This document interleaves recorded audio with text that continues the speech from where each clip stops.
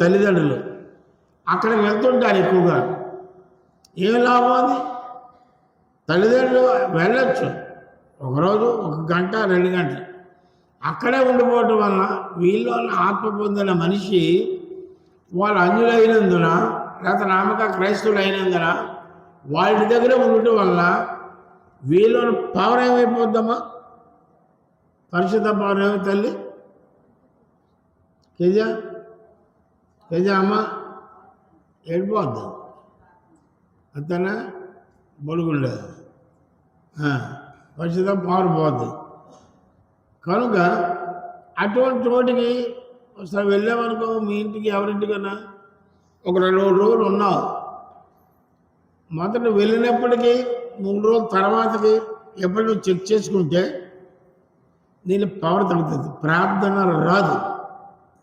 ప్రార్థన చేస్తే గలిబిలిగా ఉంటుంది.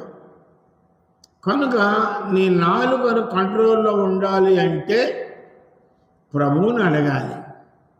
ప్రభువా, నా ఆత్మను మీ కంట్రోల్లో పెట్టు, నా నాలుకను మీ కంట్రోల్లో పెట్టు. నా నాలుగు నా స్వాధీనంలో ఉండటం లేదు, అనవసరమైన మాటలు మాట్లాడుతున్నారు. అందుకనే పాపుల మార్గం నిలవక అపహాస్యులు కూర్చుండగా మొదటిదేది దుష్టుల ఆలోచన నడవక. అందరికి వచ్చు కదా, బైబిల్లో ఉందని తెలుసు కదా. బైబిల్లో మట్టిగా ఉంటుంది, అది ఒంట్లోకి రాదు, నీ గుండెలోకి రాదు, నీ నాలుగు మీద రాదు, ఏమైపోవాలి. అర్థమైందా? ఒకరా వచ్చామా? కనుక ఈ లోకంలో పరిశుద్ధంగా జీవించడం కష్టమా సులువా? కేజా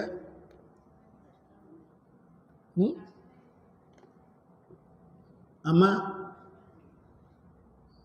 కష్టమైతే ఉండవా? ఎలా ఉంటా ఏదో ఉండిపోతుంది. ఒంట్లో బ్లడ్ లేదు, నిలబడలేకపోతుంది. ఇలాగా నిలబడతాను అంటే ఏం నిలబడదు, దుబ్బులు పడిపో.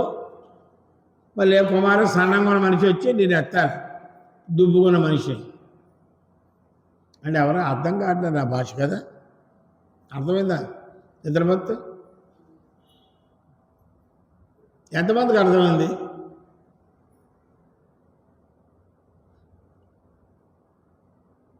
అర్థం అవ్వలేదు. పర్లేదు, అందాక అలా ఉండు, అర్థమైతే మారిపోతుంది. కనుక దేవుడు బిడ్డలారా, మీరందరూ దేవుని బిడ్డలు, అందరికీ దేవుడు రాజ్యం ఇస్తున్నాడు. అందరూ పరిశుద్ధులుగా ఉండాలని కోరుకున్నాడు, మానవులుగా సృష్టించాడు. ఈ అవయవాలన్నీ దేవుడు ఇచ్చినవే. కానీ సైతాను అవయవాల దూరి పాప పక్కలోకి వెళ్ళిపోతున్నాడు. అర్థమైందా? నీ పాప తలంపులు వస్తున్నాయంటే ఎవరిలోకి వచ్చాడు? సైతాను. మీ అన్నయ్య, పాత అన్నయ్య అని విడిచిపెట్టావా లేదా? మీ అన్నయ్యని విడిచిపెట్టలేదా? ఇంట్లోనే ఉన్నాడా? ఏడు చెప్పాలో అర్థం కాదు. నేను కింద మీద పెట్టేస్తాను, నా కింద మీద పెట్టడం నాకు గడవదు. మీరు అర్థమయ్యి నిలకడగా నిలబడాలని నా ప్రయత్నం. మీ దగ్గరికి వెళ్ళినప్పుడు, సంఘంలోకి వెళ్ళినప్పుడు అదేనా ఏం మారారా? చూడు ఎంత బాగా పెద్ద ఆవులను తెస్తుందో మీ పిన్ని. నోట్లో నేను బుర్రెట్టవచ్చు. చాలా మంచివాడయ్యా. కనుక నాలుగును కంట్రోల్ చేయాలంటే ఎవరు కంట్రోల్ చేస్తారు అమ్మా? దేవుడు కంట్రోల్ చేస్తాడు. ఎలాగా? నువ్వు అడగాలి కదా. అడగందే మీ ఆయన నీకు అన్నబెడతాడా? మీ ఆయన వంట చేస్తాడా? నువ్వు చేస్తావా? కనుక మరి ఇప్పుడు చెప్పింది ఏంటి చెప్పాను నేను?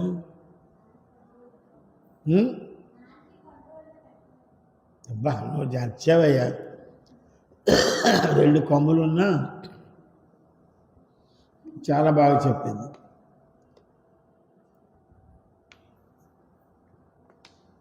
నాలుగును కంట్రోల్ ఎవరు చేస్తారమ్మా? జ్వరం వచ్చింది, ఎవరు బాగు చేస్తారు?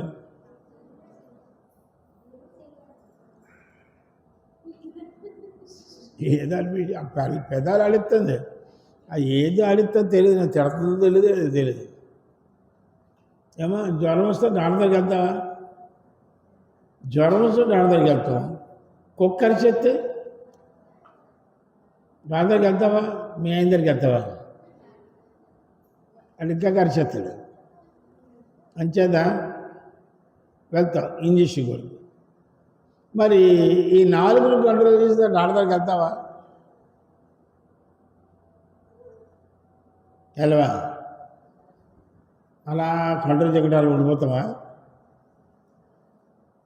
చెప్పాలి. భారతపురం నాలుగు ఇష్టాంతాలు ఆడుతుంటాను, ఏదో మాట్లాడుతూ ఉంటావు. పాప నువ్వు ఒంట్లో బాగుంది కాబట్టి ఏదో మాట్లాడుతుంటావు. అప్పుడు ఏం చేయాలి? ఇంకో కుమారి నేను నాలుగుని కంట్రోల్ చేయబోతున్నాను, కంట్రోల్ చేయి, కోసి అంటావా? నాలుగు కుమార్ని అనవు కదా. బంగారం కాదు, ఎక్కడికి వెళ్ళాలి? పిడకలు కాదు, ఎక్కడికి వెళ్ళాలి? అది చెప్పమ్మా. పిడకలు కావచ్చు, ఎక్కడికి వెళ్ళాలి? పిడకలు కొట్టుకు వెళ్తావు. బట్టలు కావచ్చు, ఎక్కడికి వెళ్తావు? బంగారు కావచ్చు షాప్గా. నాలుగు కంట్రోల్ చేయి. వాడెవడు? ఆత్మానుసారంగా మాట్లాడు. దేవుడు. ఆ దేవుడి దగ్గరికి వెళ్ళాలి లేదా? అమ్మా నీ బాగోలంటే దేవుడి దగ్గరికి వెళ్తావా లేదా? దేవుడి దగ్గరికి ఏం చేయాలి? అడగాలి. ఉప్పు కందిపప్పు లేదా పక్కింటి కుమార్ని అడుగుతావు. ఆవిడ ఇవ్వదనుకో, ఆవిడ నీటికి వస్తుంది ఉప్పు పప్పు గురించి. కనుక నాలుగును కంట్రోల్ చేయాలంటే యేసు ప్రభు నాలుగు ఇచ్చిన దేవుడు యేసు. ఆయన దగ్గరికి వెళ్ళాలి. ప్రభువా, నా నాలుగును కంట్రోల్ చేయలేకపోతున్నా, మీరు కంట్రోల్ చేయండి. నా ఆత్మ, శరీర, ప్రాణం, అవయవాలన్నీ మీకు అప్పగిస్తున్నాను. కంట్రోల్ చేసి మీకు ఇష్టమైన రీతిగా మార్చుకో, మీకు ఇష్టమైన నాలుగుగా మార్చుకో అని దేవుని అడిగితే, కొంతమందికి నారదులు అంటే నారదుడు వాళ్ళగా ఆడు ఇక్కడ విషయాలు చెప్పకపోతే ఆడు కడుపు పొంగిపోతాడు, చెప్పేసిన వెంటనే కడుపు మామూలు అయిపోతాడు. కొంతమందికి ఏంటి, నీ గురించి చెప్పకపోతే అంటది, అప్పుడు కడుపు బాగుంది అంటుంటారు. అవునా లేదా ఆడాలి? కాబట్టి ఆ కంట్రోల్ చేసేవాడు యేసుప్రభు. రోజు ఉదయాన్నే లేచి, ప్రభా ఈరోజు అంతా నా నాలుగు మీకు అప్పగిస్తున్నాను, నా అవయవాలన్నీ మీకు అప్పగిస్తున్నాను, మీ కంట్రోల్లో ఉంచు, మీకు ఇష్టమైన రీతిగా నేను జీవించాలి, మీకు అయిష్టమైనదిగా ఏది ఉండకూడదు నాలో. దేవుని అడిగితే అడుగుడు ఇవ్వను అన్నాడు. అడిగి చేస్తాడా చేయడా? ఏమో చేస్తాడా చేయడా? చేస్తాడు. కొంతమంది కొన్ని సంఘాల్లో ఇప్పుడు ఈవిడ గురించి అనుకోవాలి, లేదా ఈవిడ గురించి అనుకో, ఈవిడ ఏదో చెప్తుంటుంది, బోర కొడుతుంటుంది, ఈవిడ బుర్రపాటు చేసేస్తుంది. అలాంటి ఉన్నారా లేదా? అది నాలుగేనా? నాలుగు కంట్రోల్లో ఉందా? అది కంట్రోల్ లేదు. దానివల్ల కుటుంబాలు తగలబడిపోతాయి, దానివల్ల పరిశుద్ధత పోతుంది, సంఘం నుంచి దూరం అయిపోతారు, వాడు చచ్చిపోతే నరకంలో పోతారు. ఆవిడికి మేలు లేదు, ఇతరులకి మేలు లేదు. కనుక మీరు అందరికీ నాలుగులో పవర్ అర్థమైందా? తెలుగు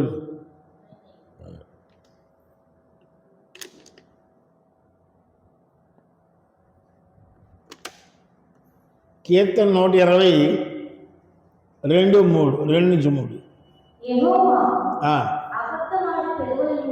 చూసా. దేవుడి దగ్గరికి వచ్చాడు దావీదు మహారాజు. ఒక మహారాజు వచ్చాడు. యెహోవా అబద్ధమాడు పెదవి నుండి, మోసకరమైన నాలుగు నుండి నా ప్రాణమును. అది ఎక్కడికి వెళ్ళాడు? నాలుగును పెదవులను కంట్రోల్ చేసేవాడు ఎవరమ్మా? యెహోవా దేవుడు, యేసు ప్రభు. ఆయన దగ్గరికి వెళ్తే నీకు కంట్రోల్ అవుద్ది. నీకు ఏదైనా సమస్య వస్తే ఎక్కడికి వెళ్తావు? దేవుడి దగ్గరికి వెళ్తావు. ఆ సమస్య విడిపించి ప్రభువా అని అంటావు. కనుక దేవుడు రాకడ దగ్గరగా ఉంది. క్రైస్తవురాలు ముఖ్యముగా మన శరీరాలు కంట్రోల్ చేసుకోవడం కాదు, కానీ శరీరంలో ఉన్న అవయవం చిన్నదైనప్పుడు కూడా, చిన్నదైన నాలుగు కుటుంబాలు అడవిలో తగలబెడుతుంది. కనుక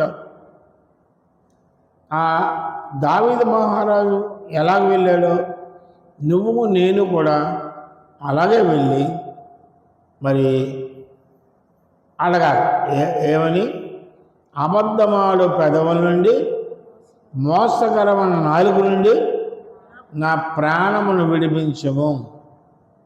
దేవుడు ఒక్కడే విడిపించగలడు. మీ ఆయన విడిపించలేడు, పాస్టర్ గారు విడిపించలేరు, ఎవ్వరు విడిపించలేరు. అలాంటి మోసకరమైన నాలుగు నుండి, అబద్ధమాడు పెదవుల నుండి విడిపించబడాలి అంటే నీలో ఏం కావాలి? నీరసంగా ఉంది, ఆకలిగా ఉంది. ఆకలి తీరాలి అంటే, నీరసం పోవాలంటే ఏం చేయాలి తల్లి? ఏం చేయాలి? తినాలని చెప్పు. కోడి తినేస్తాను నేను అంటుంది. కోడి పెట్టి తినేస్తుంది. ఇవి తక్కువ కాదు. దీని ఇల్లు తింటారు. కోడి మనిషి మాత్రం నీరసంగా ఉంటారు.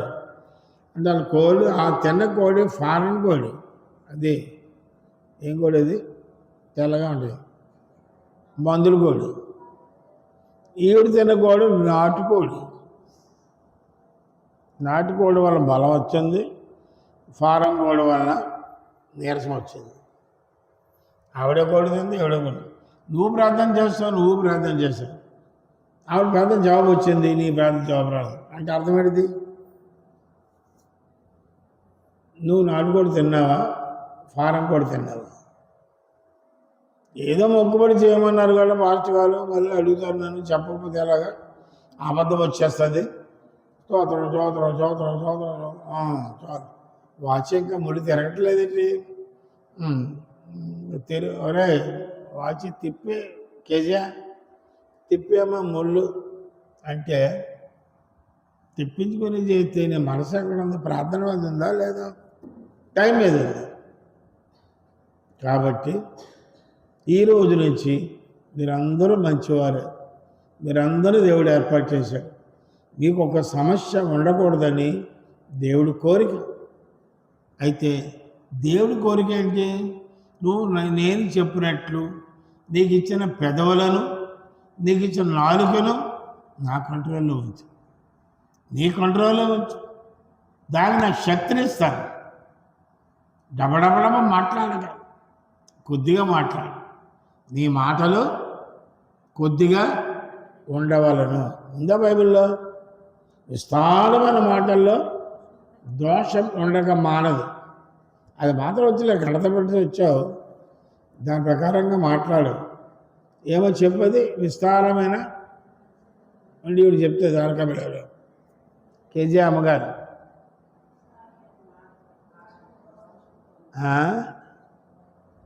మీ చెల్లె అక్క, ఆవిడే అక్కలా ఉంది. సరిగ్గా తినవేమో నువ్వు. పోన్లే, ఏంటి చెప్పు. విస్తారమైన కలిపేస్తుందిరా. కందిపప్పు పెసరపప్పు కొన్ని కలిపి వండిచ్చేట్టు దేవుడు. విస్తారమైన మాటల్లో ఏం వాక్యం చెబుతున్నారయ్యా? వాక్యం అంటే బైబిల్ ఎక్కడో తెలియదు బాబు అంటుంది. బైబిల్ పెట్టిలో ఉంది. చెప్పది నిద్ర మీద పార్వతీపురం చిరంజీవి తల్లి. నువ్వు అదే ఆ జాతి. నువ్వు ఏ జాతి? విస్తారమైన మాట్లాడే జాతి అది. మంచిదే పాపం, ఆ పెదవులు ఆడేస్తుంటుంది అలాగా. ఆడించేవాడు ఎవడు? సెల్ ఆపరా.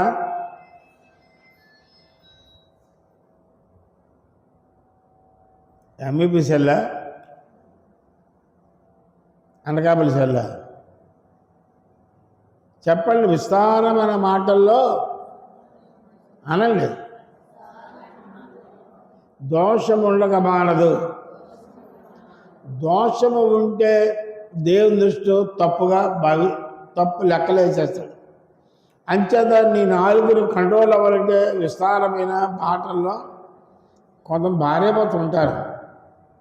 భార్య డబ్బా అవుతుంటుంది. ఈ మొగుడు చిక్కిపోయి బయటకు పోయి వేప చెట్టు కింద కూర్చుంటాడు. ఎవరు చుట్టం వచ్చాడు, ఇక్కడ కూర్చున్నామంటే బాబు నేను సౌండ్లు భరించలే. ఏ సౌండ్లు అన్నాడు. ఒకసారి మా ఇంట్లోకి వెళ్ళు అంటాడు. తలుపు తీస్తాడు. డబ్బా వాగుతుంది పెళ్ళం.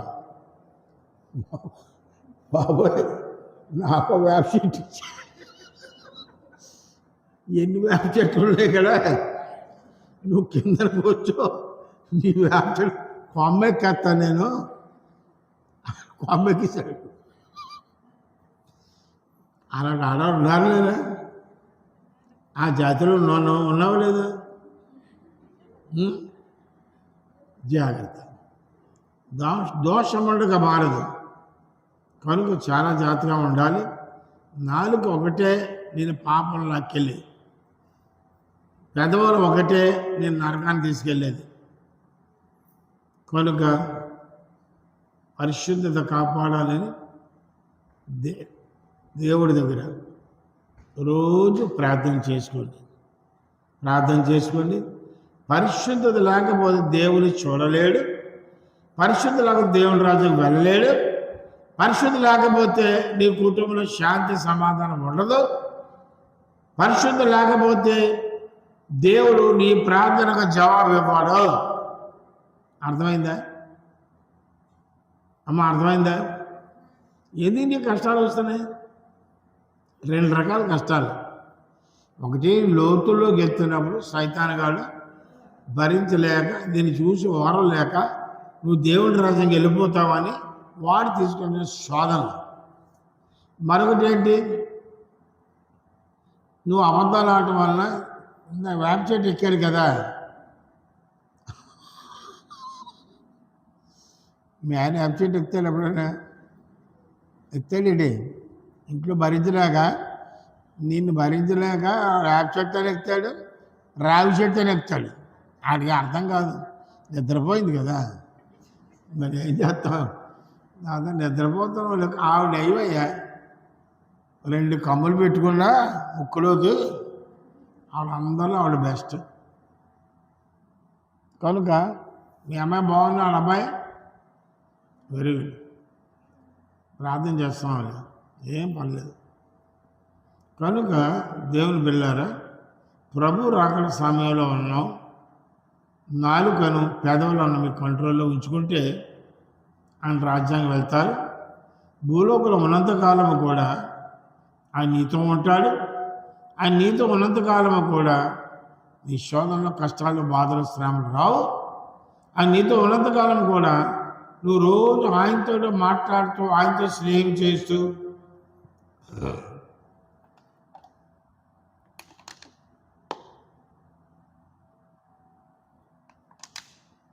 ఉంటే ప్రతిరోజు నువ్వు ఆయనతో ఉండాలి. ఉదయం లేచిన వెంటనే ఆ సంధికి వెళ్ళి మోకరించి బాత్రూమ్ కానీ వెళ్ళి వచ్చి ఈ టిఫిన్ తినక ఇడ్లీ తినేసి డజన్ ఇడ్లీ తినేసి కూర్చుంటే ప్రార్థన రాదు.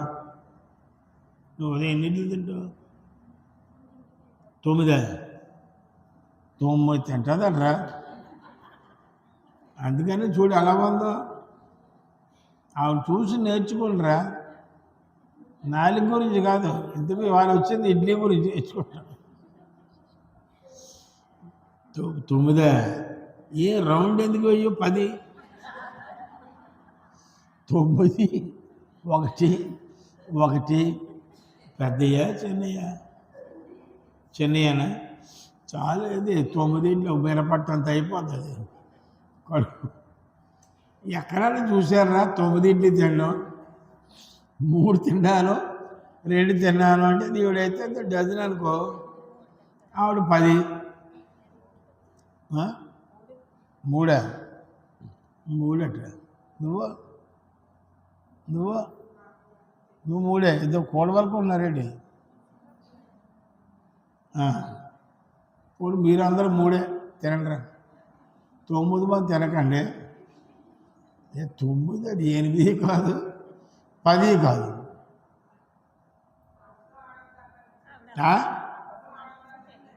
అబద్ధము కరెక్ట్గా చెప్పింది. నువ్వైతే 20. గుడ్, దేవుడు దీవిస్తాడు. ఏమ్మా నీ హృదయవాంఛ దేవుడు నెరవేర్చిన దాకా. కళ్ళు మూసుకోండి, ప్రార్థన చేద్దాం. తల వంచండి. 4 పెదవులను కాచుకునేవాడు ధన్యుడు. 4 నిరోధించి చాలా జాగ్రత్తగా పెట్టుకోండి. 4 పెదవులను కంట్రోల్ చేసుకుంటే మీ జీవితాలు ధన్యములు. మీరు ఆశీర్వదించబడతారు. దేవుడు చెప్పినట్టు, వాక్యం చెప్పినట్లు 4 పెదవులు కంట్రోల్ చేసుకుంటే దేవుడు మీతో ఉంటాడమ్మా, మీలో ఉంటాడు. మీరు ఆశీర్వదించబడతారు. కాబట్టి 4 కంట్రోల్ చేసుకో, పెదవులు కంట్రోల్ చేసుకో.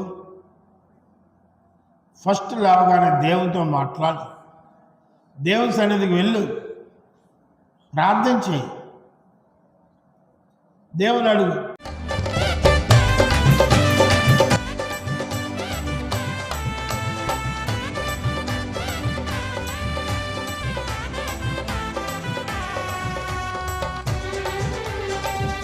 దేవాని గొప్ప కార్యములను మదింతలచి స్తుతించెదం, నీ ఆశ్చర్య క్రియలను పాడి కీర్తించెదం.